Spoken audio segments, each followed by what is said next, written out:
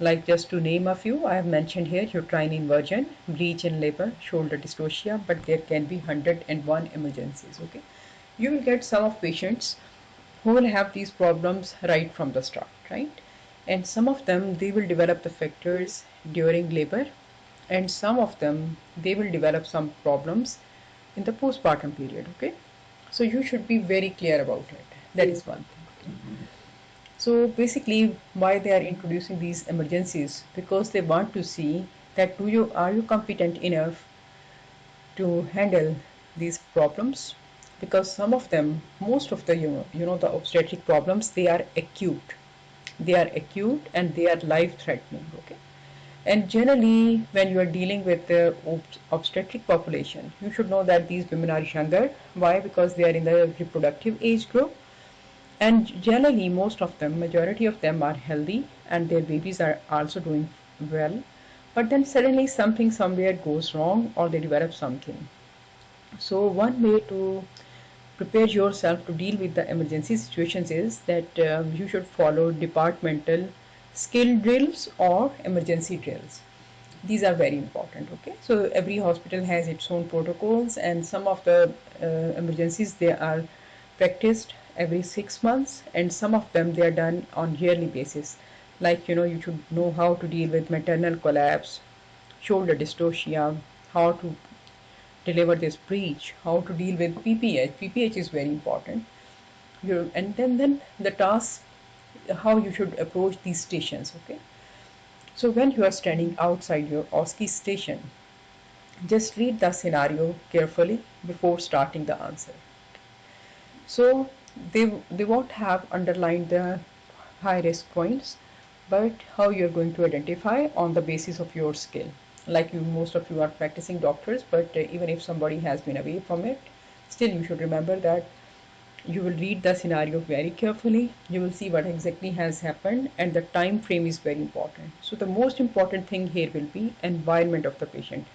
Environment is not like the weather, it is the physical environment of the patient.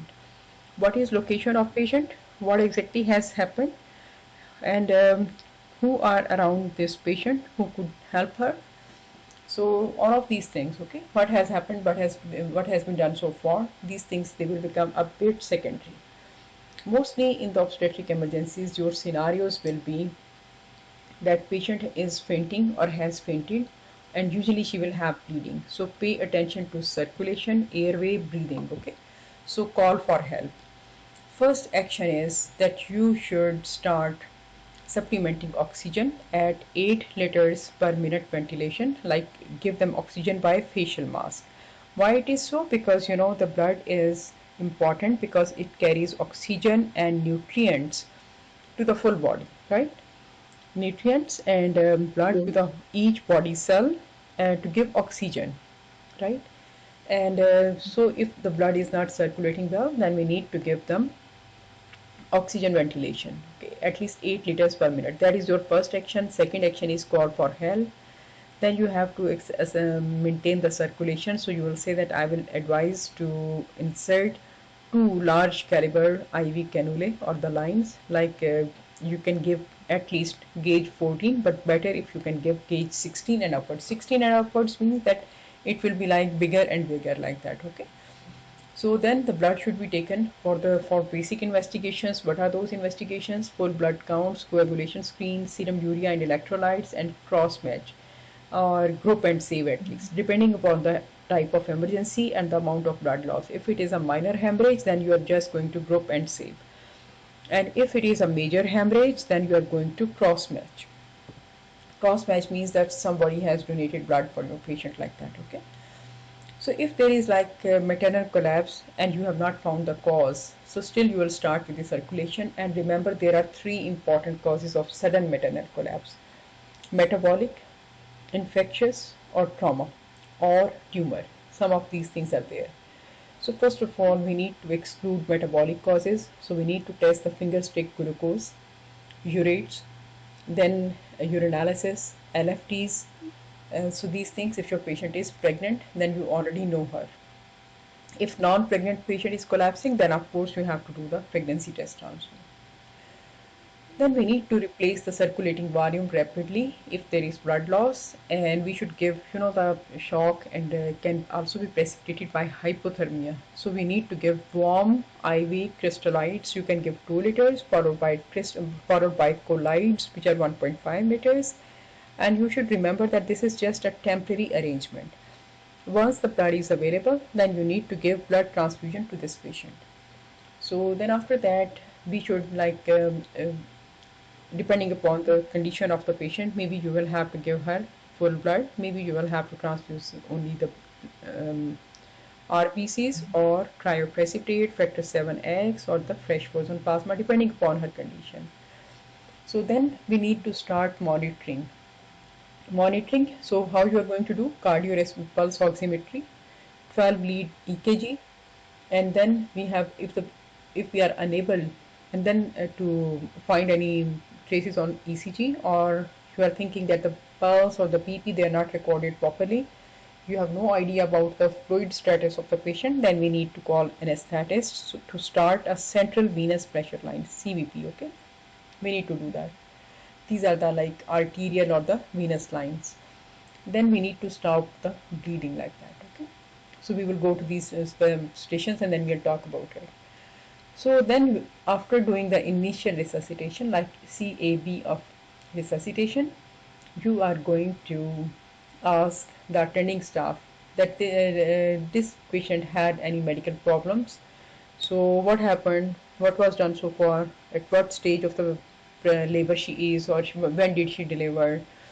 So was the baby large, what happened, all of these things. Then has she lost some blood, and did she have any problem in the antenatal period, did she develop any abnormality during labor, like that. Okay, and very important to catheterize this patient so that you can quantify that the kidneys are functioning well. There is no hypovolemia, because hypovolemia can cause acute tubular necrosis and this patient can develop more problems like that. Okay, so then you should remember that if your patient's blood group is known but the group specific blood is not available, then what is the universal donor?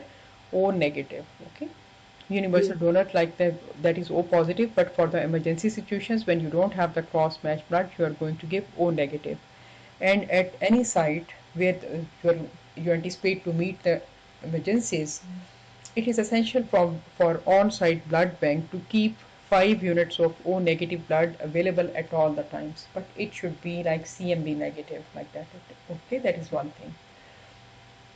So then if they give you a scenario in which the patient is antenatal or like perinatal, and then maternal resuscitation, it should begin, and then at the same time you have to do something for the fetus also, like you need to start CTG, because if the baby is not delivered yet, like that. Okay, if the baby has been delivered, then at least you should ask that how is the baby is doing well, baby is stable, is there anything. Okay, so vital signs are being monitored. Then what you have to do? You have to do the general examination. What is the status of the patient? Ask one person to stand in one corner and document the events, and then in which order everyone has come.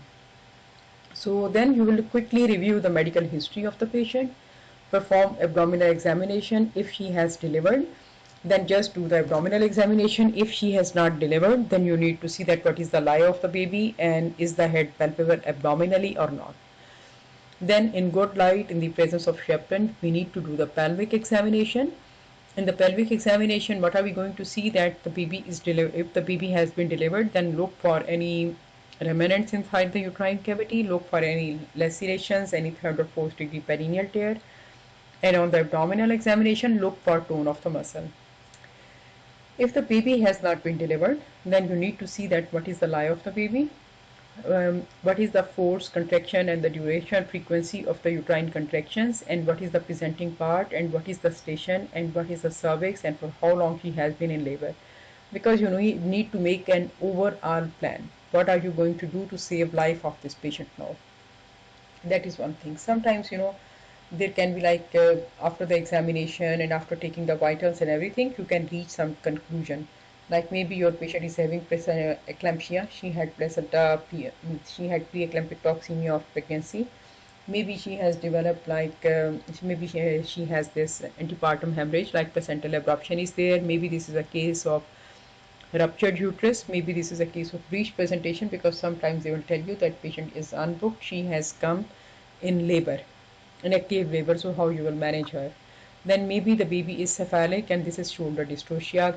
You know that we don't know about the specific risk factors for shoulder dystocia, and those factors which have been related, they are not like very highly predictable of this condition, that if somebody has these problems they can develop this shoulder dystocia.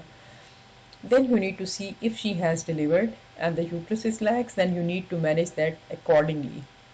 You will give syntocinon, you will do all steps of the PPH management, and if there is no such problem, then you need to see that what was given to the patient and how, at what time it was given, what was the baseline condition of the patient, and how to manage it. So if there is like still the baby is inside tummy, then you have to see that how we can improve the situation. If there is maternal collapse, then maybe you will have to do perimortem CS if the mother if the pregnancy is beyond 24 weeks of gestation. At that time somebody can say that the baby is like baby will die, but the problem here is, unfortunately, you need to save the mother. Baby is not born, so baby has no rights. Okay, so mother is your primary patient, so you need to save her. That is important for you, so do the needful. If it is shoulder dystocia, again call for help, and then as we will practice, we will have to follow a certain template to deal with it. So if I will tell you about the overall approach, that what you should be doing. So first of all, you should see, you assess the patient, and then it should be your quick assessment. Call for help. Start this circulation, airway, breathing, resuscitation. First step is to start oxygen, then to start this IV lines and fluids, take blood before the patient collapses. As if the baby is still inside, do a quick fetal assessment also. And like I said, documentation is very important for the legal purpose, and but more importantly, it is going to tell you how you are going to care for this patient, right? That is very important. So it is going to guide your further therapy. Make a provisional diagnosis, involve the senior. Then according to the situation, you are going to initiate your plan. You are going to say that I will activate shoulder dystocia protocol, I will activate breech in labor protocol. Okay, all of these things. Full head to toe assessment is essential. Okay, if the baby is still there, neonatal care is very important. Neonatologist should be involved, anesthetist should be involved, or at least if you need to take the patient to the OR, then the OR, the anesthetist on duty needs to be informed. That is one thing. Okay, and then proper documentation is very important. And the story will not end here. We are going to do the needful, going to improve the patient in the clinical setting, and then you should know that you are not going to say that you are going that you will do everything single-handedly. If you will do that, they will say that this person is unfit to work. This is a teamwork. So you should say, I will involve my team. I will delegate tasks to the senior and the junior and the nursing staff accordingly. Okay, that is very important. I will deploy my staff to my advantage. Okay, and at the same time, communication is very important, because you are going to tell the relatives of this patient and this patient, you are going to keep them in the loop that what has happened, what are we doing, and how we are progressing. Okay, so all of these are important part of the care like that. Okay, so you are the captain of the shift, and you are going to do everything. And then after that, once the emergency is over, like initial resuscitation is over, then you need to see that you are taking this patient to the OR, or you are just keeping her in the labor ward or in the delivery suite. After that, you should know that if you are taking the patient for emergency, the like emergency section or something, or you are going to, then you need to take oral consent, verbal consent, that is enough, and it can be documented later.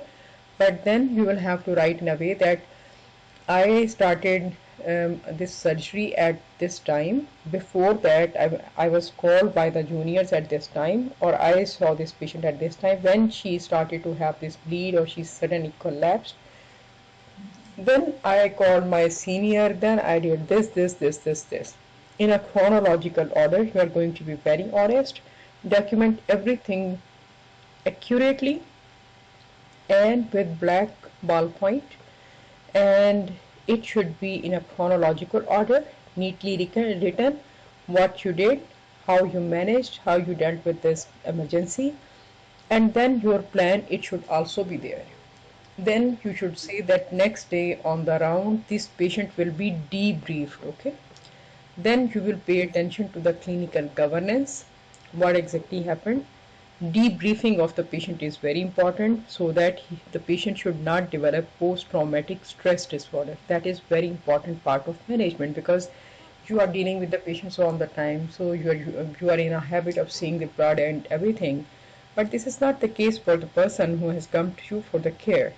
It can be very frightening. Your patient can develop fear of childbirth. We call it tocophobia. So pay attention to all aspects of the care. Okay, do your best and document everything, and then you have to repeat the tests, especially the CVC and coax, the coagulation profiles, and then other tests. They will be determined by the condition of the patient. Like if you have a patient with PT, that is also an obstetric emergency. So you will say that you will repeat the test, BP should be checked, and then the plan should be written. So everything should be documented and keep the patient well informed, and you need to debrief the family also. Okay, so and then very important to do work in with the team. So better to attend the skill drills. There should be functional protocols in the hospital which should be updated from time to time, and then the patient safety and the quality control, it should be perfect. Never ignore the minor clues. Okay, and if something goes wrong, we don't have to blame one person. In that case, we need to review our policy and we need to review our process, that something somewhere was wrong, that's why a problem has occurred. So the emergencies are part of your daily activity. These are just 3 emergencies I mentioned here, but there can be like 101 emergencies, and you know about them, and you should be fully prepared to deal with them. Because if you're doing the things in a proper order, you can save lives, which is very important. Ultimately, what is the goal of your job, your profession? We have to save lives. Okay, and then very important to keep your information up to date, no substitute for it. So when we talk of obstetric emergencies, then we should know that you should know about the major causes of obstetric hemorrhage, like is it primary or secondary. Primary, is any hemorrhage that is occurring within first 24 hours of birth, and then secondary, if it is occurring after 24 hours till 12th week of pregnancy, 12 completed weeks of pregnancy, that will be secondary hemorrhage. So you should know that the hemorrhage, it will result initially in hypovolemia. So there can be associated coagulation failure, there can be uterine atony, placenta previa, retained or adherent placenta or placental fragments, genital tract injury including broad ligament hematoma, uterine rupture, uterine inversion, uterine anatomical abnormalities and multiple fibroids, placental abruption, preeclampsia, septicemia, intrauterine sepsis, retained dead fetus, amniotic fluid embolus, then incompatible blood transfusion, then there can be like existing coagulation abnormalities. So there can be so many different things. So I think we can proceed with the station now. So here is your first station, so let's go over it.